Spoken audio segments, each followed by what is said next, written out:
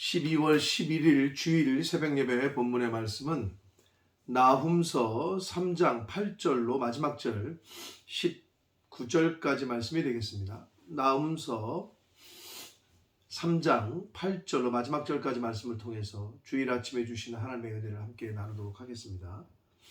자, 어제에 이어서 아수르의 니느웨 성에 대한 멸망에 대한 이야기가 이어집니다.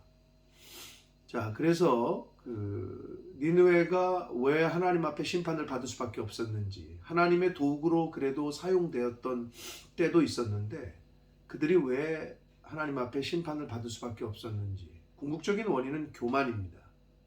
그리고 도를 넘었습니다. 자신들의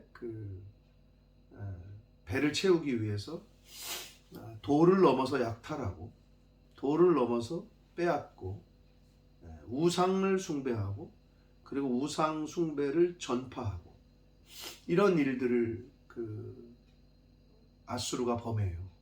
그래서 하나님께서 그냥 두실 수가 없었고 결국은 이제 멸망을 시키시게 됩니다. 그러한 내용이 지금 3장에 기록되어 있는데, 자, 어제 말씀에서 7절까지 말씀을 봤고, 오늘은 8절부터 이제 마지막 절에서 말씀하시는 그러한 니느웨 성의 멸망 과정을 보는데, 8절부터 10절까지에서는 애굽의 테베라고 하는데, 여기서는 노아몬이라고 그랬는데 당시에 남애굽의 수도였던 이스라엘 민족은 그들을 테베라고 불렀어요. 이 테베가 애굽이 그 당시에는 아수르에게 멸망을 당했으나 아수르보다도 더 큰 세력, 더 큰 군사력, 더 큰 성을 가지고 있었단 말이에요. 아주 견고하고도 아주 부강하던 애굽이 함락당한 것을 상기시키면서, 멸망당한 것을 언급을 하시면서 너희들도 이렇게 한순간에 멸망당할 거라는 것을 이제 말씀을 하시고 있습니다. 8절부터 10절까지 해서. 그래서 11절부터 이제 13절까지 해서는 애굽의 노아몬이 그렇게 일순간에 함락당한 것처럼 너희들도 그렇게 함락당하고 멸망당할 거다 라는 말씀을 하십니다. 자, 구체적으로 어떻게 언급이 되고 있는지 8절 한 절씩 보시면서 말씀을 또 말씀해 주시는 은혜를 나누도록 하겠습니다. 8절입니다. 내가 어찌 노아몬보다 낫겠느냐 말씀하십니다. 니느웨 너희들이 어떻게 애굽의 노아몬은 당시의 남애굽의 수도였고 이스라엘 백성들은 테베라고도 불렸습니다.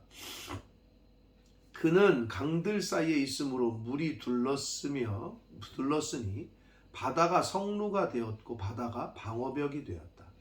사실 남애굽은 바다가 주변에 내륙 지방이거든요. 근데 바다라고 표현한 거는 그 당시에 나일강,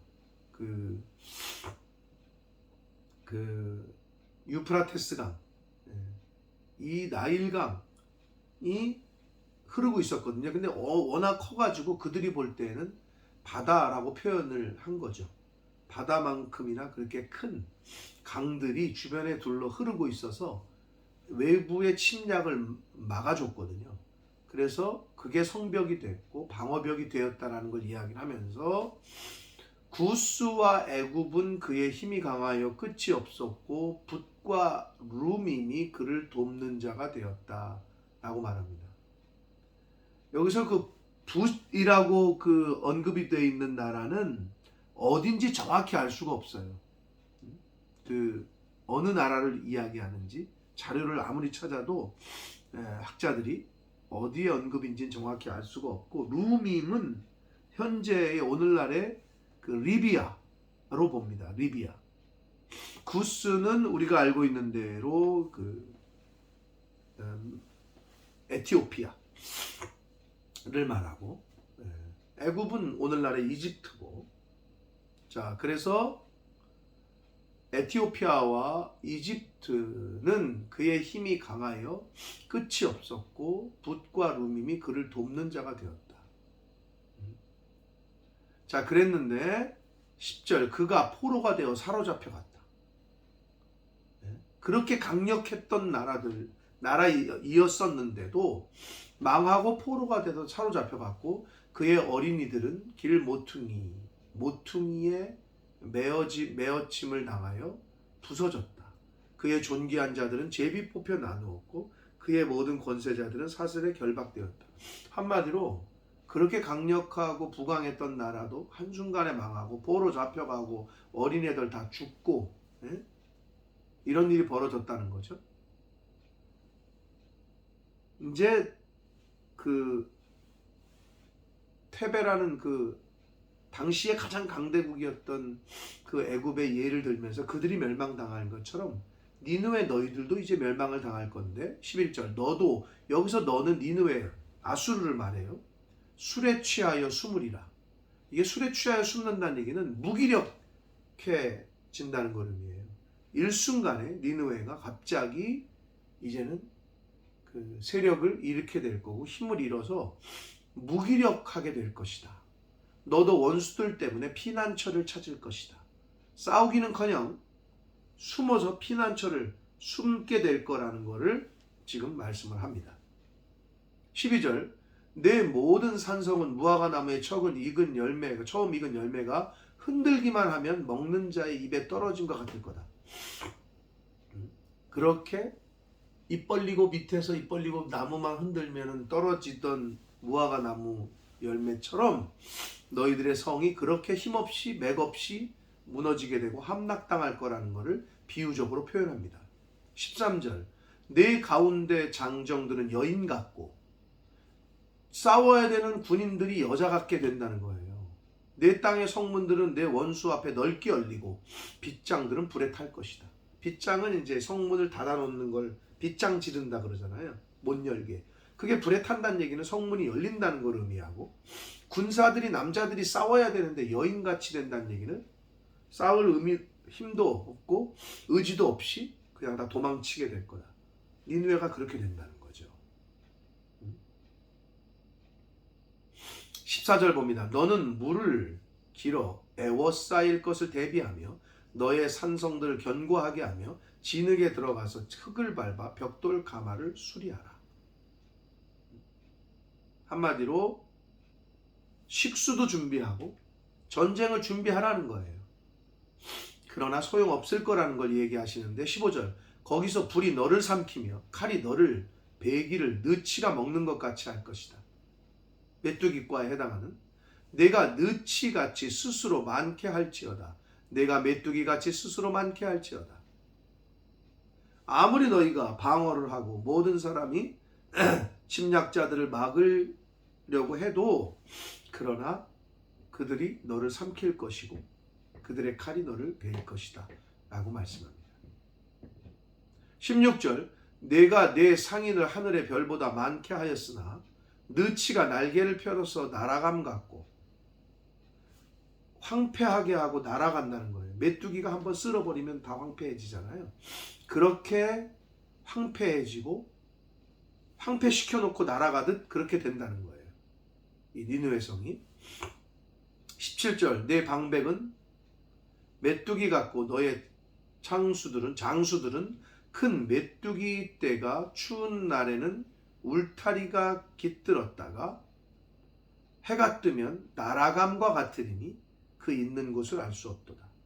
지도자들과 군대 장수들도 도망할 것을 이렇게 은유적으로 비유적으로 표현을 했습니다. 18절 아수르 왕이여 내 목자가 자고 내 귀족은 누워서 쉬며 내 백성은 산들에 흩어지나 그들을 모을 사람이 없을 것이다. 지도자들이 먼저 죽임을 당할 거고 지도자와 리더들이 죽임을 당하니까 백성들이 흩어지고 다시는 뭉치지 못할 것을 말씀합니다. 그러면서 18절 마지막 19절 마지막 내 상처는 고칠 수 없고 내 부상은 중하도다. 내 소식을 듣는 자가 다 너를 보고 손뼉을 치나니 이는 그들이 항상 내게 행패를 당하였음이 아니더냐 하시더라. 고칠 수 없고 부상은 중하다.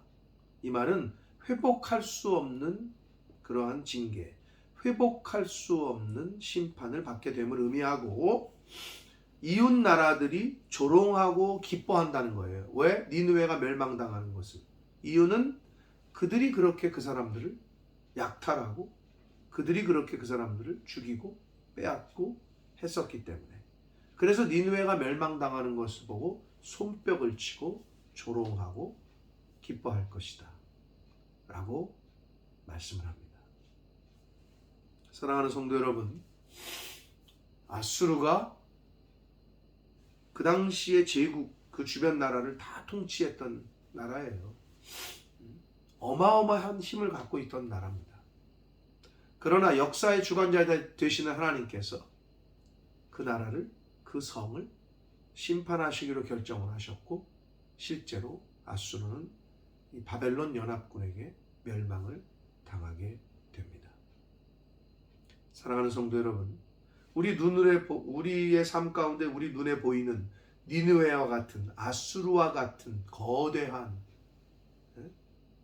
적들, 문제들 우리 앞에 놓여 있을지라도 우리의 인생의 주인 되시고 역사의 주인 되시는 하나님께서